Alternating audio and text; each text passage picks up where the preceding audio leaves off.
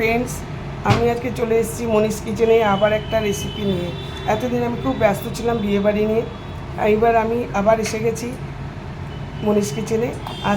আজকে আমি বানাবো বিরিয়ানি। তার জন্য এই যে চিকেনেরই করব, চিকেন লেগ পিস আর তার সঙ্গে সলিড পিসও নিয়েছি। আর চিকেন আর পেঁয়াজ রসুন, এখানে আদা বাটা, এই যে কড়াইয়ে তেল গরম করতে দিয়েছি, আগে চিকেনটা করব। এবার দেখতে থাকো পরপর প্রসেসগুলো। এই যে গরম মশলা দিয়ে দিচ্ছি, দারচিনি দিয়ে দিলাম, আর কতগুলো লবঙ্গ দিয়ে দিলাম।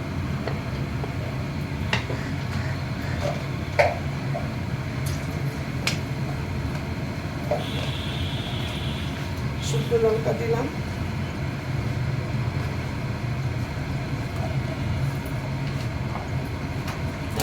তেজপাতা দিয়ে দিলাম। এবার আমি পেঁয়াজ রসুনটা আগে ভাজবো। পেঁয়াজ রসুন আগে আমি চপারে কুচি করে নিয়েছি, এটা আগে ভাজবো আমি।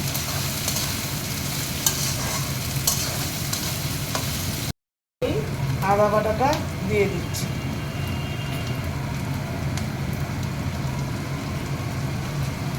পেঁয়াজটা খানিকটা সিদ্ধ হওয়ার ভাজা হওয়ার পরে আদা বাটাটা দিই। আদা বাটা আমি ইচ্ছে করে প্রথমে দিই। বন্ধুরা, আমি এখানে 4 রকম রোজকার মশলা দিয়েছি। ওই যেরকম ধনে, জিরে, হলুদ, লঙ্কার গুঁড়ো আর পরিমাণ মতো নুন। এবার আমি একটা অল্প করে মশলা দিচ্ছি, জয়ত্রী, জায়ফল, দারচিনি, গরম মশলা, এইসব মেশানো একটা মশলা এই যে দিয়ে দিই। এটা মাংসের জন্য একটুখানি মশলা দিয়ে দিই। এইবার আমি মাটনটা দিয়ে দেবো, মাটন না, চিকেনটা দিয়ে দেবো। তেল বেরিয়ে গেছে মশলা থেকে, এবার চিকেনটা দিয়ে দেবো।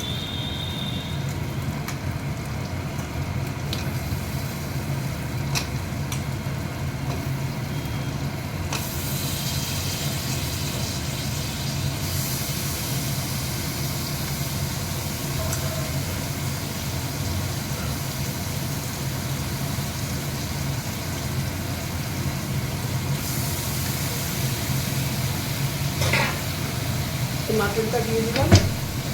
আবার মাটন বলছি, মাটনের খুব খাবার ইচ্ছে, এত মাটন খেয়ে হয়নি। এই চিকেনটা দিয়ে দিলাম। এবার এটা কষাবো, অনেকক্ষণ ধরে কষাবো। মাংসটা অনেক কষাচ্ছি, মাংস কমিয়ে রেখেছিলাম। মাংসগুলো না হলে নেক্সট প্রসেস করা যাবে না। মাংসটা রেডি করছি, কষিয়ে রেডি করছি। একদম কড়াইতেই নরম হয়ে যাবে। চিকেন তো অবশ্যই নরম হয়ে যাবে। মাংস আমার ডান। এদিকে আমি গরম জল বসিয়েছি নানা রকম মশলা দিয়ে, যেরকম গরম মশলা পুরো টিম গরম মশলা পুরো দিয়ে, তারপর জায়ফল, জয়িত্রী, একটু ঘি দেবো, একটু আর তেজপাতা দেবো। একটুখানি কেওড়ার জল দিয়ে দিচ্ছি, ভাতে সুগন্ধ হবে। কেওড়ার জল দিয়ে দিলাম। এটা হচ্ছে গোলাপ জল, একটুখানি অল্প গোলাপ জল দিয়ে দিলাম। আর জয়িত্রী, জায়ফল দিচ্ছি, জয়িত্রী দিয়ে দিলাম। এবার ঘি দিয়ে দিলাম।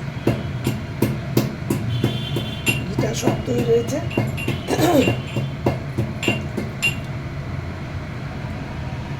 বেশ খানিকটা ঘি দিয়ে দিলাম।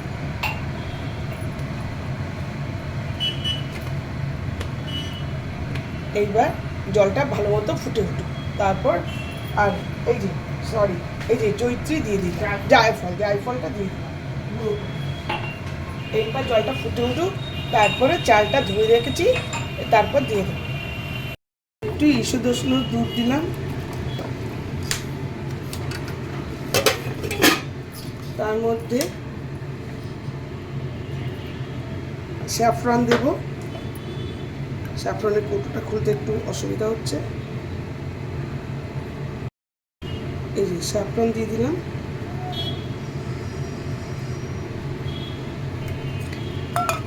ওর মধ্যে কেওড়ার জল দেব, আমি এখানেই একবারে মিশিয়ে দেবো।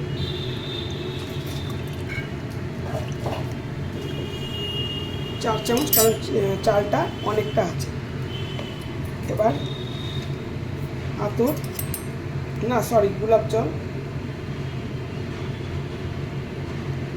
গোলাপ জল বেশি দেবো না, গন্ধ হয়ে গেলে খাওয়া যাবে। এবার মিঠা আতর দেব, এই যে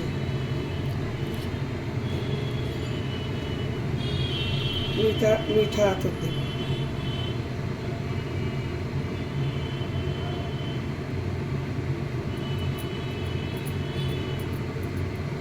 জমে গেছে ভিতরটাকে কি আবার।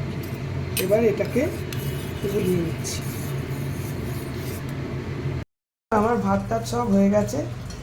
আমি প্রথমে একটু ঘি দিলাম, তারপরে মাংস দেবো। প্রথমে একটু ভাত দিয়ে দিই ঘিয়ের সঙ্গে ভালো মতো।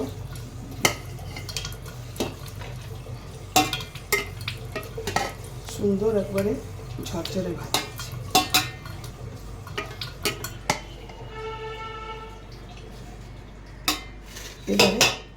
এবারে মাংসের পিসগুলো দেবো।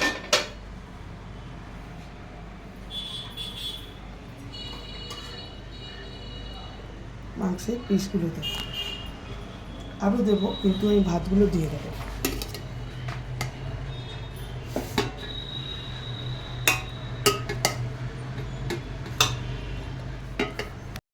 আমার সব কিছু বিরিয়ানি যত রকম মশলা হয়, কাবাব চিনি, স্টোন ফ্লাওয়ার, হ্যানা সব দিয়ে আমি মশলাটা বানিয়ে রেখেছি।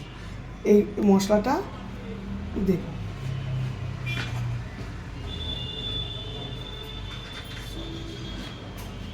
আর এইভাবে, আর ওপর দিয়ে এই যে তৈরি করে তখন দেখালাম, এইভাবে করে রেখেছি। আমি কিন্তু ফুড কালার দেব না, এটাতেই যা হবে তাই। এবারে আমি মাটন দেবো। আবার বলছি, এত মাটন খেয়েছেও হচ্ছে না, খালি মাটন বলছি। চিকেন দেবো।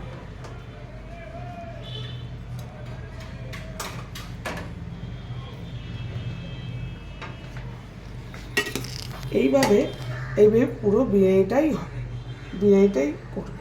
লেয়ারের পর লেয়ার দেব, আর তার মধ্যে ঘি দেব, আর জাফরান, দুধ মেশানো, কেওড়ার জল, মিঠা আতর সব মেশানো জিনিসটা দেব। এই যে এবারে আমি আবার এটা দেব।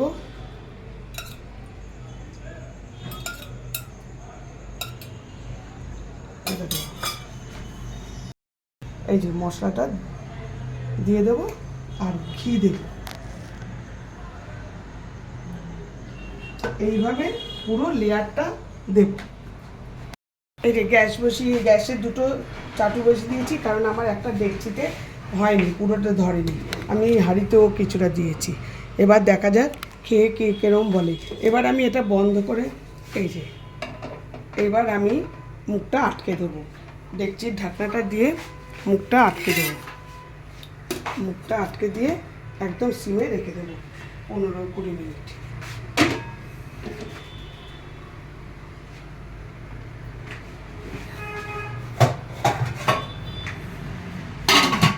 এবার এটার উপরে শক্ত কিছু দেবো, যাতে না গন্ধটা বেরিয়ে যায়। আর বিরিয়ানি ডান। ওহ, কি দারুণ রং উঠেছে, দারুণ গন্ধ বেরোচ্ছে, খুব সুন্দর। এইটার মধ্যে দেখো রং উঠেছে, জাফরানের কালারটা টাওয়ালটার মধ্যে উঠে গেছে। এই যে আমার বিরিয়ানি ডান, খুব সুন্দর গন্ধ বেরোচ্ছে। খেয়ে এবার বোঝা যাবে কীরকম হয়েছে। আশা করি তোমাদের ভালোই লাগলো। সবাই বিরিয়ানি করো, আমিও অনেক দিন পরে করলাম বলে আরও দেখালাম। যারা আমার প্রসেসে করতে চাও করতে পারো। Thank you for watching. শীঘ্রই আসবো আরেকটি ব্লগ নিয়ে।